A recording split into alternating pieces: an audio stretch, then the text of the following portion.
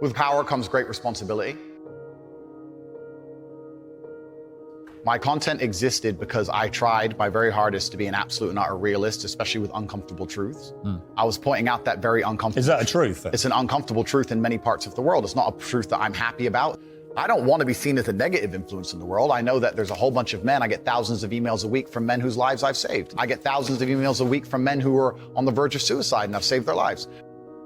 I believe in protecting and providing. I've been misunderstood. I don't want anybody to be offended by anything I say. I want to be a positive force in the world. I don't want anybody to hear what I say and make them feel bad about themselves.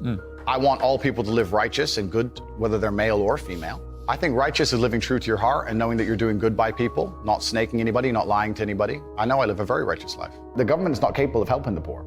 And this is why it's so important as a person, you take personal responsibility and understand you're living in a world where the matrix can be cracked. You can make a bunch of money, but you need to take responsibility and do it. I refuse to accept that there are people out there who cannot become happy, contented individuals. I refuse to accept we live in a world where God has created people who, no matter how hard they work and how good their life becomes, can't be happy. I don't accept that. I accept that the universe is a very giving place and that God loves all of us. And if you try your best and you work hard, you can become a better person. I'm telling the younger generation that if they don't get up and work hard and make sure that they're important, that the world's not going to give a shit about them. 99% of my content was aimed at men, telling them the truth, saying that as a man, you're born with no inherent value. You have to become important. You have to go through some pain or go through some suffering to make people care about you. Otherwise, you're not going to matter. As a dude, if you walk into the party and you've put no effort into your life, nobody gives a shit. Nobody cares about you. And every man out here knows. And one of the great things about the masculine journey and masculinity is that we've all lived a semi-similar story.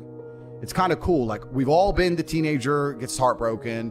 We've all been unimportant. We've all like worked hard and then started to get some clout. And then we've all kind of lived the same kind of journey. So I say to everybody out there, yeah, if you don't follow that path and follow that journey and in one way or another get to the top, whether it's fighting, whether it's comedy, whether it's musician, whatever it is, if you're just going to stay somewhere near the bottom and then at the age of 44, email me saying I'm depressed, well, of course you're depressed. Loser. Yeah. But that was your choice because you have to build yourself as a man. And if you decide not to build yourself, then your life's going to suck.